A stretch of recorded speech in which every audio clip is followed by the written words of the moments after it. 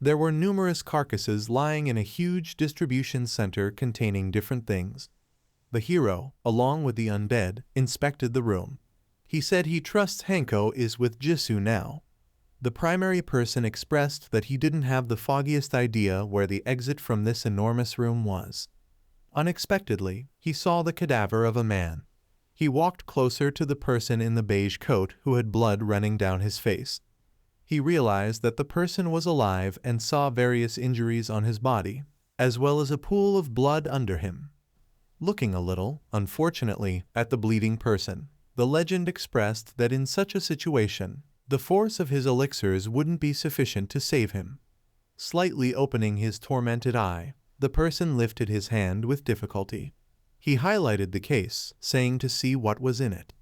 Carrying the container to the person, Sunwoo inquired as to whether it contained a remedy that could be useful to him. Shaking from loss of blood, the person couldn't utter a word. Opening the crate, the principal character saw an unidentified egg in the data window. Data created the impression that this was a thing for a winged serpent knight with an unidentified impact. The portrayal likewise contained counsel not to detest this thing, since if you can safeguard it, something will happen to your fate. The stunned hero began to discuss this subject. After letting out blood, the person said that he took the manager beast sign. Bowing his head somewhat through the torment, he said that this was a sign from the proprietor. Taking a gander at the perishing fellow, the fundamental person attempted to comprehend what he was referring to. Before his demise, the person said that this world is horrible. Recalling the 5-star winged serpent knight card, Songgu felt that he regretted his demise. He expected that this person coincidentally wound up in a prison and, while searching for a store, took some sort of sign from the nearby supervisor. Taking a gander at the egg, the hero said that this class had extremely high demands, and he was probably not going to be able to hold out significantly longer. Continuing to look at the egg, the fundamental person expressed that it was undoubtedly a mythical beast. Giving it into the hand of the undead, he said that he grasped the reason why he, even very nearly passing, wanted to safeguard it. 4 little beasts, furnished with blades, rose up out of behind the racks of boxes. When they saw the undead shining turquoise, they were apprehensive. In a moment, a few blows from the hero's champions obliterated the foes. The primary person, with a serious look, checked out the commandant of the skeletons. He did likewise. The principal character said that he would attempt to vindicate his demise. He also saw that they needed to figure out what the sign was. By cutting little kobolds, the undead Songgu procured 150 gold for each. New kobolds, running out from around the bend, kept on going after the undead. Taking a gander at this, the legend didn't understand why they kept on going after if it was clear they would all die. Watching the skeleton leader cut the kobold down the middle, the hero proposed that these animals might not have come to consciousness. He said that they attack, die, and promptly become zombies. A strong blast was heard before the skeleton. Tossing out his burning hand, one of the kobolds declared that he was a performer. Taking a fighting position and covering his hand with turquoise energy, Sunu said that this beast was strong. One of his undead said that he was a lot stronger and would therefore effectively kill him. Covered with a mysterious air, he quickly surged towards the kobold. He flew up at speed and punctured the beast's tissue with his fingers. At that exact moment, the kobold, wheezing in torment, was surpassed by death. 800 gold were gotten for killing the kobold mage. The undead protagonists looked harshly towards the beasts. Shaking with dread, one of them said that the kobolds had no place to run. After a couple of seconds, the encompassed kobolds were killed with a progression of straightforward blows. For each kobold, 150 gold pieces were gotten. The fundamental person's level has increased. Seeing his hand radiating energy, the hero said that he must increase the number of subordinates. He acquired the ability Carcass Burst, base class, active class. Its expense is 10 mana, and its principal capacity is to detonate a cadaver. Another influx of furious kobolds, grasping somewhat surprising blades, ran towards the hero. The principal character obstructed one of the undead delegates with his hand and told them not to move. Gathering his fingers into a specific seal, he said, with slight expectation, that he wanted to evaluate his new capacity. The legs of one of the skilled beasts burst into flames. There was a boisterous blast that ended the existences of several kobolds immediately. One of the beasts standing close by heard a blast. 3 standard and 1 kobold mage, with a burning paw, looked at the entryway and chose to check what happened behind it. The cut of commandant, grasping a long sword, ran towards the foes. He cut the beasts who lacked the opportunity to respond. The kobold mage, who went into the room, terminated a red-hot charge. The skeleton, remaining behind him, a second prior to the shots being set, killed him with 2 blows from his sword. Offering a thumbs up and a good wink, Sunwoo noticed that the one on the right is always watching his life. The slightly humiliated skeleton happily scratched its face. Examining the roof of the room, the hero saw effectively growing roots. He stated, with slight surprise, that he felt that since there are so many beasts here, significant things must be concealed here. But taking a gander at the roots, he believed that he had found only them here. A supervisor beast, a kobold curve mage, showed up in the roots. The beast, with shining yellow eyes, was surrounded by a thick safeguard made of tree roots. The data window indicated that this safeguard couldn't be obliterated by attacks. Furthermore, it is necessary to obliterate the cores scattered throughout the prison in the amount of 3. Taking a gander at the kobold curve mage, Sunwoo felt that this made sense of the reality of why he utilized everyone and everything to safeguard himself. Taking a gander at the smiling beast, his eyes slightly narrowed. The principal character realized that he had to slow down for time. A red data window showed up before the hero's face. It warned that this kobold uses low-class death wizardry, and players below the 10th level will die. At the bottom of the load-up, there was data that it needed to be stopped in 1 hour, 5 minutes, and 30 seconds. Recalling the colleagues, the primary person, with his eyes extended in dread, saw that they all had a level under 10 here. Taking a gander at the battles between the undead and the kobolds, he realized that they were all slowing down for time. Sunwoo took a gander at the smiling beast, who declared that the principal character had reached a conclusion. He concluded that first, he ought to join all his forces. The fundamental person turned towards his undead. He motioned for them to come to him. Squinting his eyes, the beast with a nose piercing painstakingly broke down what was occurring. The hero Sundad gathered all the killed beasts into a store. They were tossed out before the kobold curve mage. The curve mage, who didn't understand what was happening, took a gander at the actions of Sang's group. Grinning, the primary person, closing the way to the room, snidely said that the unfortunate beast had been sitting tight for death for quite a while and expressed farewell. Closing the entryway, he utilized a blast. Sticking out his tongue, the beast looked with a dazed look towards the carcasses detonating before him. An immense blast illuminated the enormous room. The tree roots on the roof of the room were obliterated, and the wall was collapsing. Grinning, the hero went into the room. Although the blast was strong, the hero noticed that it didn't work. Taking a gander at the curve mage covering his face with his ears, he concocted another arrangement. A radiant yellow gleam emerged from the beast's eye. Because of the threat to life, Cobalt reduced the time to follow through with the task to 25 minutes. Gritting his teeth, taking a gander at the smiling beast, the hero furiously expressed that there was little time left. In a room with a few even coolers that covered the roots, it was composed on the wall that this was the meat office. Rushing, his undead Sunwoo ran towards this room, pointing his finger at the room. He yelled that they ought to rapidly search for the center here. Rapidly enough, the center was found in the roots close to the roof. In the wake of cutting down the tree, the skeleton commandant immediately took it out. A warning came that the principal prison center had been viewed and 2 additional required as found in a short time and 27 seconds. Hurriedly checking out, the hero expressed that there were simply 2 places left to check, the primary floor and the rooftop. He discussed how they expected to pick up the pace and do their best. The fundamental person made a few subordinates from dead entertainers. They were covered in dim shrouds through which their eyes and nose gleamed, and their hands were canvassed in fire.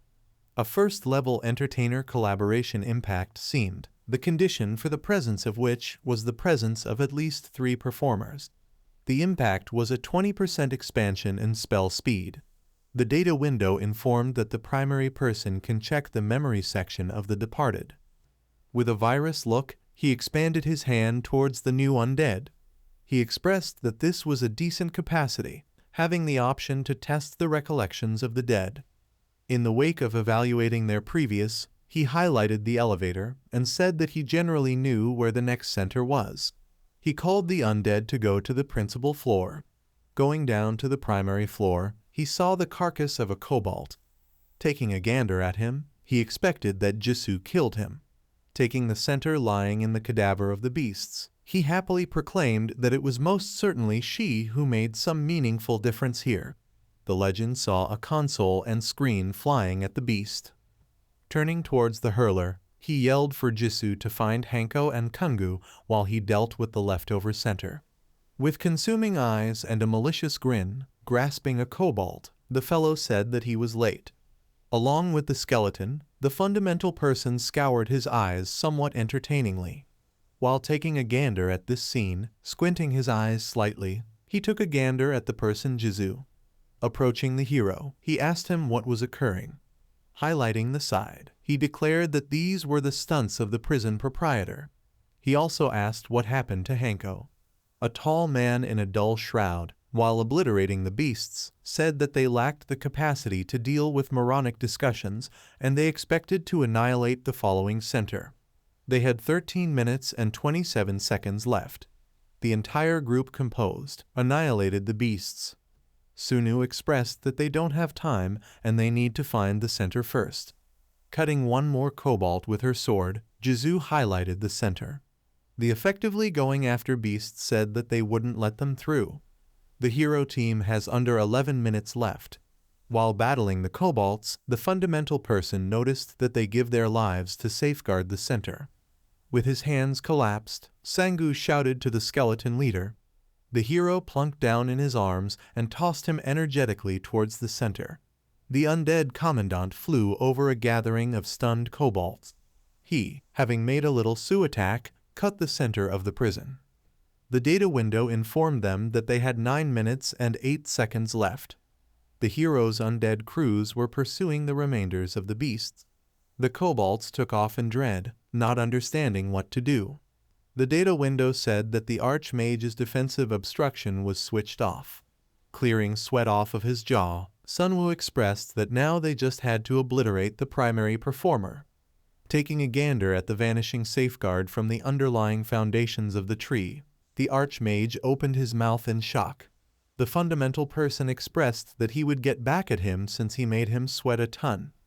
The hero's companion, getting back to his typical structure, inquired as to whether they could get the supervisor rapidly since they actually had a carcass blast. Scouring the rear of his head, Sunwoo expressed that he didn't figure they ought to rehash the strategies. Hanho answered that something different could be utilized for the blast and proposed obliterating the whole structure with a blast. Going through the racks of garments, the primary person believed that this was a choice, yet they had no time left.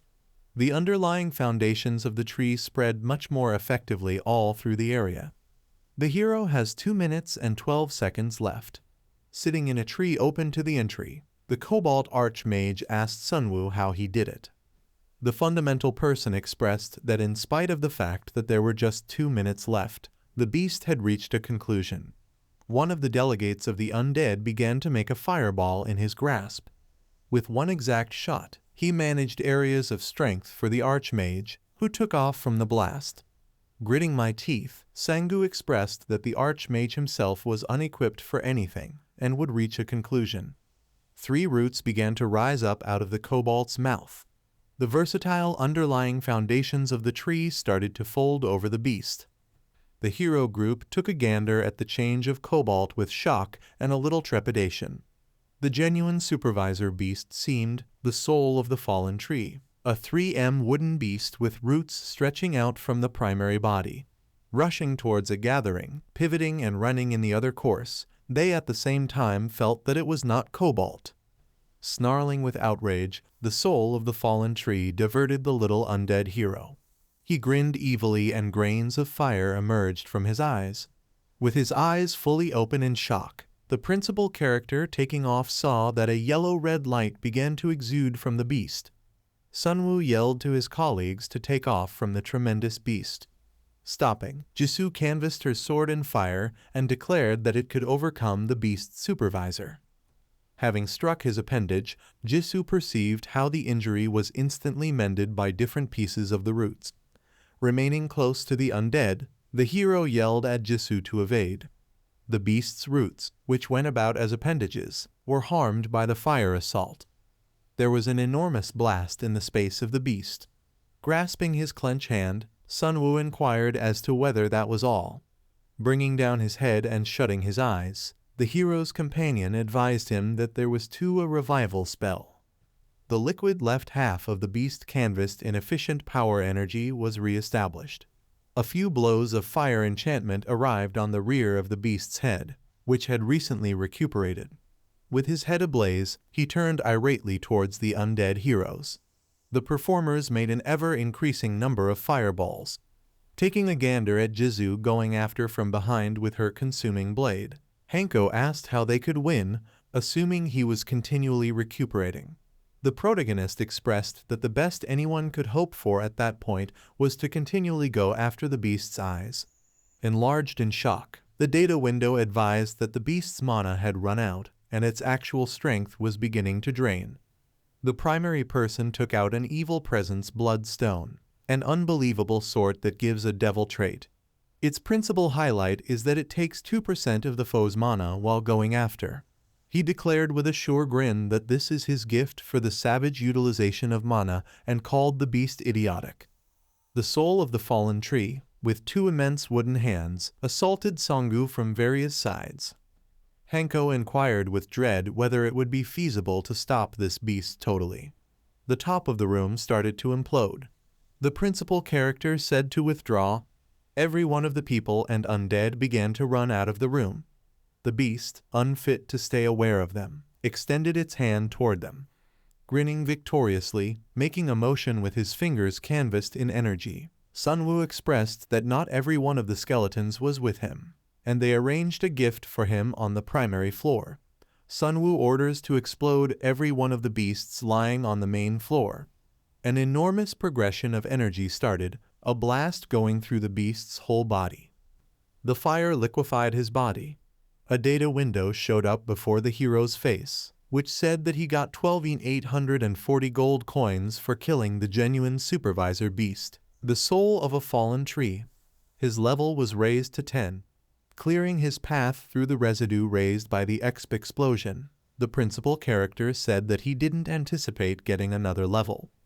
Also shocked, Songu read data that when he arrives at the 10th level, he is given a roulette ticket. This is the 69th accomplishment in history that has a limitless level. A constraint of 100 individuals was endorsed at the lower part of the window. Now the principal character can add 5 additional followers. Taking a gander at the surprising turquoise thing, the hero stated that he wished it was a decent capacity. He acquired a base level capacity, demise response, active sequencing, and 100 mana worth. Its impact is to bring 10 meandering zombies from the chasm. The capacity has no limitations on the quantity of orders. Zombies vanish like residue within 10 minutes. The cooldown of the capacity is 10 minutes. Presenting zombies, he expressed in shock that he could call upwards of 10 of them. Taking a gander at the rubble of the area, he expressed that he expected to some way or another increment the number of flunkies to battle the vampires. Now he has the chance to bring 25. Taking a gander at the blade with the red stone on the handle, he declared that it was a sign. Tossing his sword forward, he unhesitatingly declared that it was the ideal opportunity for him to battle the vampires.